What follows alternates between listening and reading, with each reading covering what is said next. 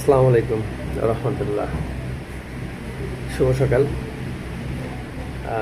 আপনাদের আজ সকালে আমি একটি জিনিস বলবো আর কি, সেটা হচ্ছে মানে আমি নিজে ভুক্তভোগী একসময় হয়েছিলাম আর কি, এই জন্য আপনাদেরকে একটু এটা জানায় রাখলাম। তো বাইং হাউসে যারা প্রতিনিধি ফ্যাক্টরিতে আসেন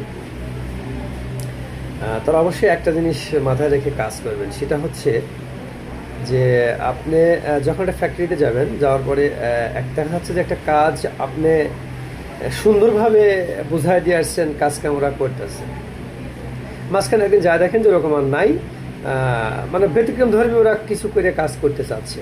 হ্যাঁ, ওরা করুক, ব্যতিক্রম ধর্মী কাজ করার পর যদি কাজটা ভালো হয় ওরা করবে, সমস্যা নেই। তবে সেক্ষেত্রে আপনার কিন্তু রাগা যাবে না যে না আমি একভাবে বলে দিয়ে গেছি আপনি এভাবে কেন করলেন না। ওরা যদি ব্যতিক্রম ধর্মী করে যদি আপনার প্রোডাক্ট ভালো হয়, ভালো, কিন্তু রাগা যাবে না।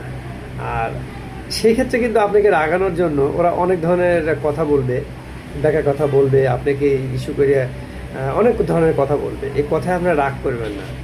যখন রাগ করবেন তখন কিন্তু আপনি হেরে যাবেন। তো ওরা বলবে, আপনি শুনবেন, শোনার পরে সঠিক যে ডিসিশন সেটা দিয়ে আসবেন। আর যদি রেগে যান তাহলে তোরা পায়া হয়েছে, মানে আপনাকে একদম এমন ধরা ধরবে যে আপনার ইজ্জতও খাবে, আপনার চাকরি পর্যন্তও খেয়ে দিবে, এমন হুমকিও কিন্তু দিবে।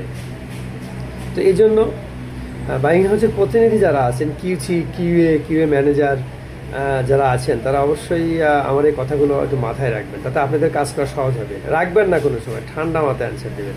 ওকে, আসসালামু আলাইকুম।